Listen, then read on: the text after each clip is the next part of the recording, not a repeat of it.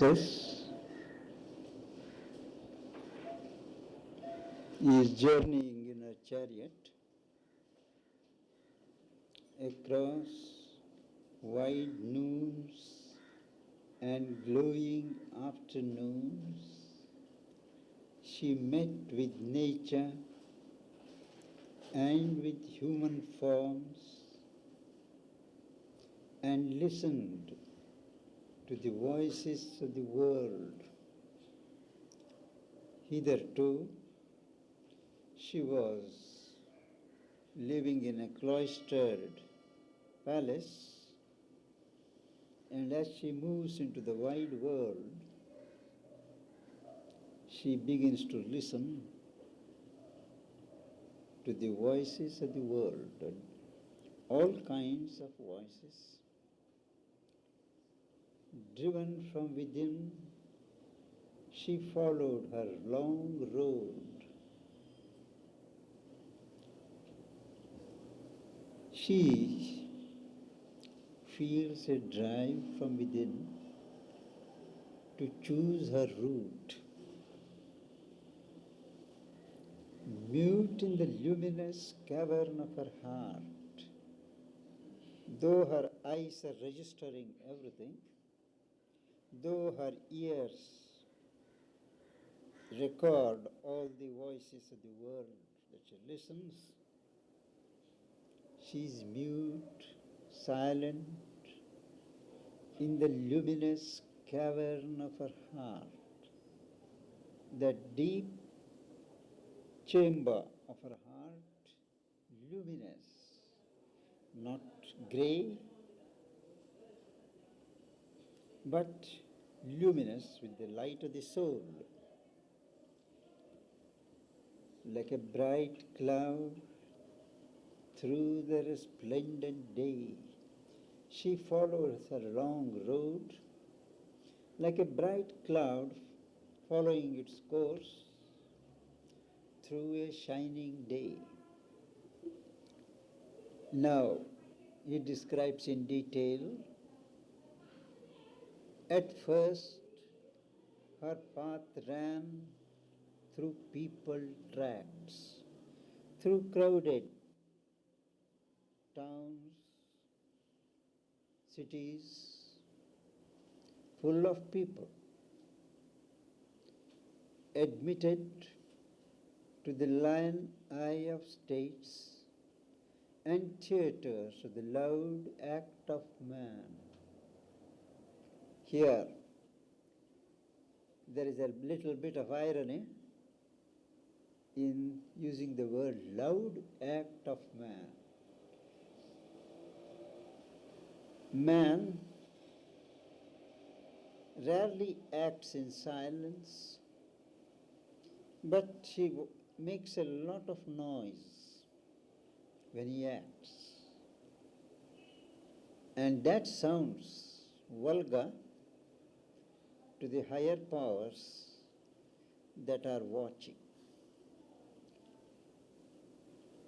So she enters into different states and theatres of the loud act of man, different areas, fields where men are in action. Her carven chariot with its fretted wheels describes her chariot for the first time, threaded through clamorous marts and sentinel towers, the people tracts, clamorous marts, market areas, sentinel towers at the entrances of the towns, past figured gates, gates of cities and towns on which figures have been engraved, and high, dream sculptured fronts, the walls, the gates, the entrances, they are full of sculptures.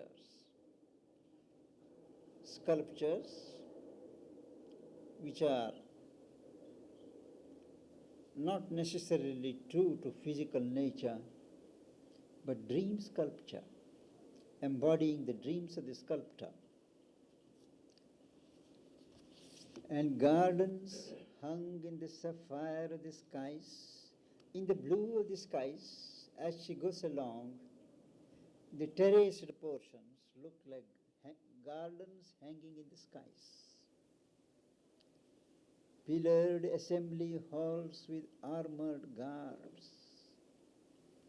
She has to pass by halls of kings, full of magnificent pillars with armored guards. Naturally, assembly halls are guarded by soldiers. And then suddenly, after describing the crowded marts, figured gates, hanging gardens, guarded assembly halls, he comes to another aspect of life. Small fanes, small temples, enclosures where there is a deity. Small fanes where one calm image watched man's life. There is such a calm expression on the image that is there unattended in the small fanes, unvisited, unattended, and that calm image watched man's life flowing past. And temples. These are regular temples now. And temples hewn as if by exiled gods to imitate their lost eternity. Beautiful temples where there is a heavenly atmosphere because they look as if they are hewn in the rocks, not by human sculptors, but by exiled gods who have been exiled for a particular purpose. And why do they hew the temples? To imitate their lost eternity. By the fact of their exile, they are far removed from their natural eternity. And they construct these temples to recreate that sense of eternity. The point is that in these temples there is the sense of eternity.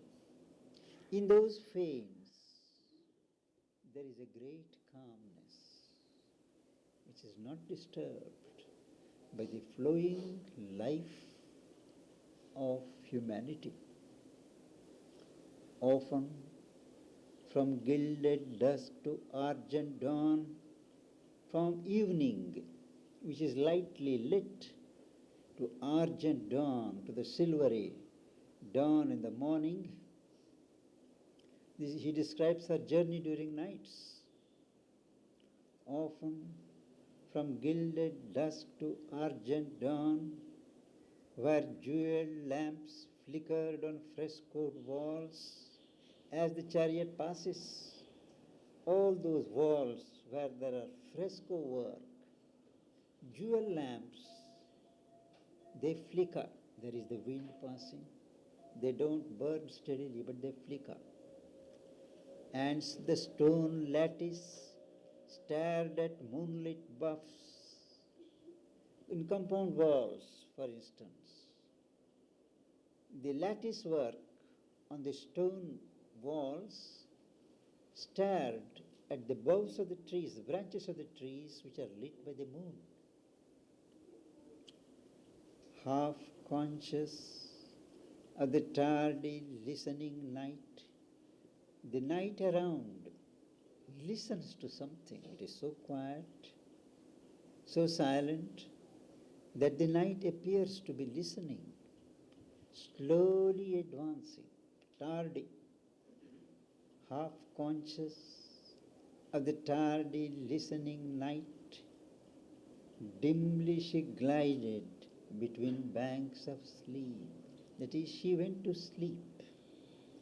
All around in this atmosphere, she is as if between two banks of sleep, and she glides.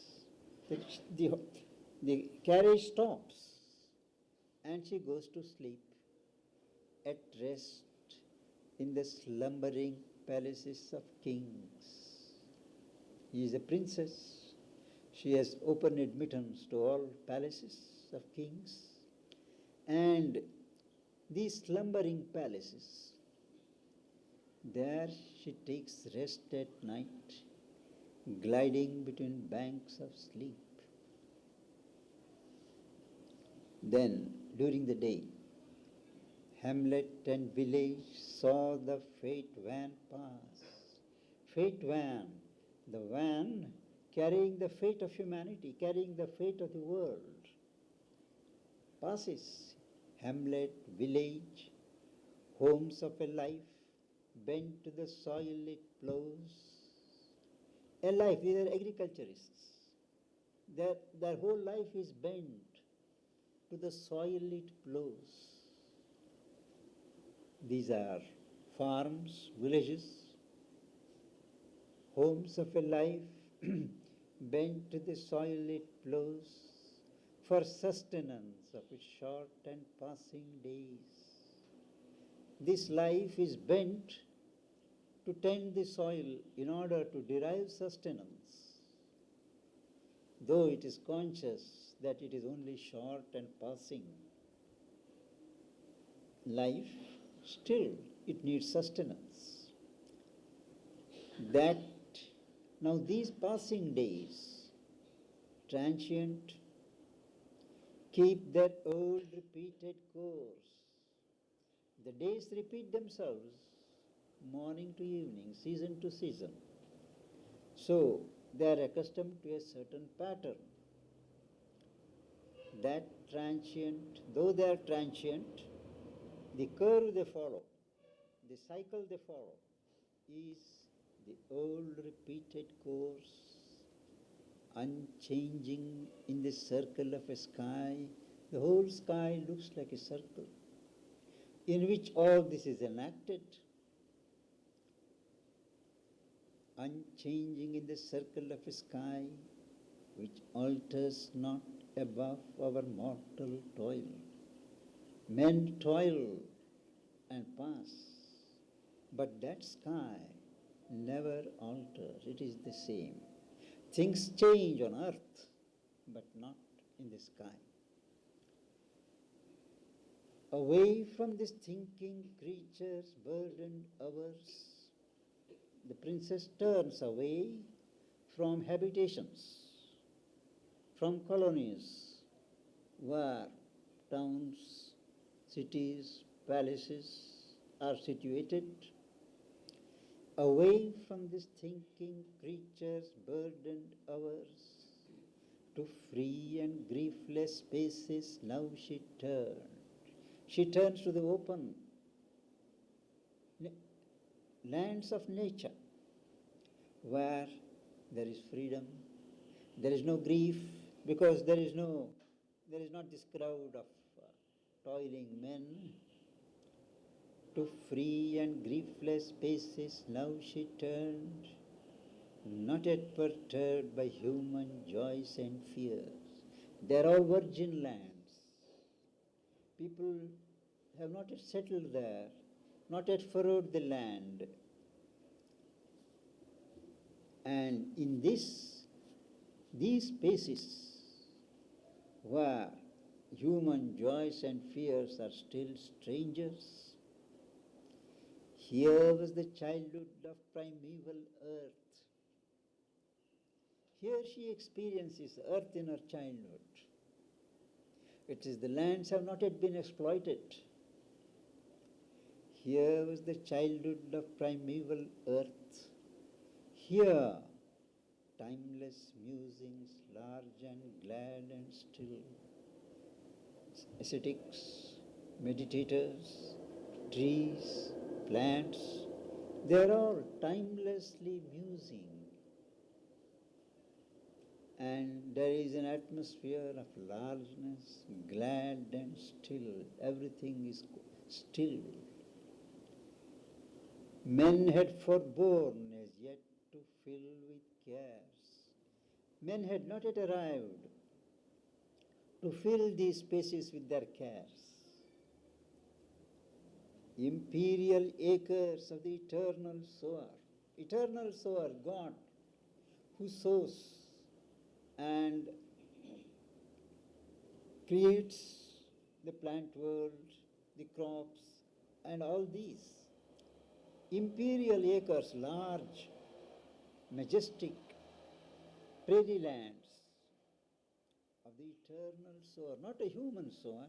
They just grow, whatever grows there, not because it has been planted, not because anybody has sown the seeds, but due to the eternal sower. And wind-stirred grasslands winking in the sun.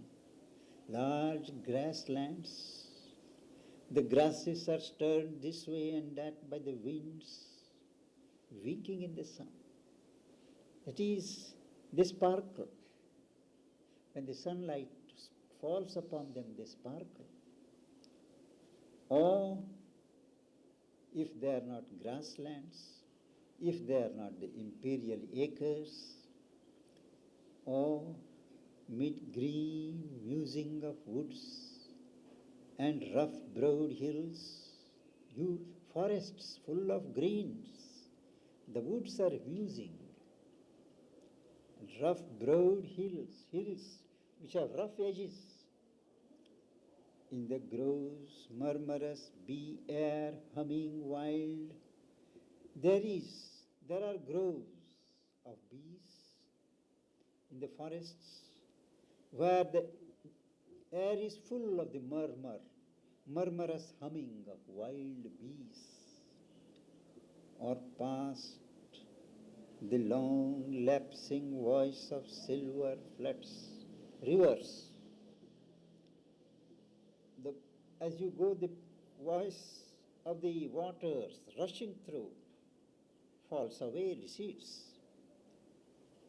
like a swift hope journeying among its dreams, hastened the chariot to the golden bride. Her chariot hastens through all these spaces like a swift hope journeying amongst its dreams. That is, she is dreaming. She is full of hope. She is full of dreams of what is going to happen. Out of the world's immense unhuman past, tracked memories and ageless remnants came. As she is going ahead, the tracts, the lands, they are full of old, ancient memories. They are living there. Out of the world's immense, unhuman past, tracked memories and ageless remnants came. They never die. Domains of light, enfeoffed to an antique calm. They were all domains of light, realms of light, surrendered, belonging to an ancient calm. That is, there was both light and calm in that area. And these domains of light, ruled by an antique calm, an old, pristine calm, listened to the unaccustomed sound of hooves. As her caravan chariot drives, the horses, as they gallop, they make a sound. And this sound of hooves is unaccustomed in these barren, in these wooded mountain deeps. And they listen to these strange whoos, unaccustomed sound of whoos, and large, immune, entangled silences. All the spaces are full of silences, types and kinds of silences, mixed together, entangled into each other in a large way. Vast silences absorbed her, absorbed the princess. Even as she is driving, she is lost in those silences, absorbed her into emerald secrecy. Emerald secrecy, the secret spirit of the forests. She is absorbed in it. And slow, hushed, wizard nets of fairy bloom, environed with their colored snare her wheels. The wheels of her chariot are surrounded, or the wheels brush the wizard nets of fairy bloom, the flowers that bloom, the shrubs that have blossomed. So the wheels go through them, and as the wheels rush through, these nets of fairy bloom are hushed. The strong, importunate feet of time. Time doesn't listen to anybody. Time listens to no command. It follows its own will, its own pace. That is why he says, the strong, importunate. Importunate means which can't be supplicated. Feet of time. Here what happens? Fell soft. Time itself seems to go slow here. The strong, importunate feet of time fell soft along these lonely ways. His tightened pace forgotten. Time forgets his tightened pace and goes soft here, and his stark and ruinous rounds. Time always moves in cycles, but time for a moment forgets his ruinous rounds and tightened pace. That is, time goes slow here. The inner ear that listens to solitude. Now, in such sentences, he gives clues to seekers of the higher values and truths. The inner ear that listens to solitude. The physical ear, the external ear, listens only to sound and words. But there is an inner ear that hears the message of solitude. Even solitude has a wordless message. Silence speaks, and it is only the inner ear that listens. So here, the inner ear that listens to solitude, leaning self-wrapped, unboundedly could hear, leaning self-wrapped, dwelling in itself, wrapped in itself, without being distracted by outer reports, could hear the rhythm of the intenser wordless thought. There is a thought behind life which doesn't speak, which does not formulate itself in words. The human thought needs to clothe itself in words before the thought becomes effective. But there is a wordless thought, a thought that doesn't need to formulate itself in words. Intense. It has its own rhythm. And this inner ear listens to the rhythm of the intenser, wordless thought that gathers in the silence behind life, behind the crowded moments of life, there is a sustaining silence. Because the silence is there, the worldly thoroughfare becomes possible. And this wordless thought gathers in the silence behind life, and the low, sweet, inarticulate voice of earth. Earth also speaks.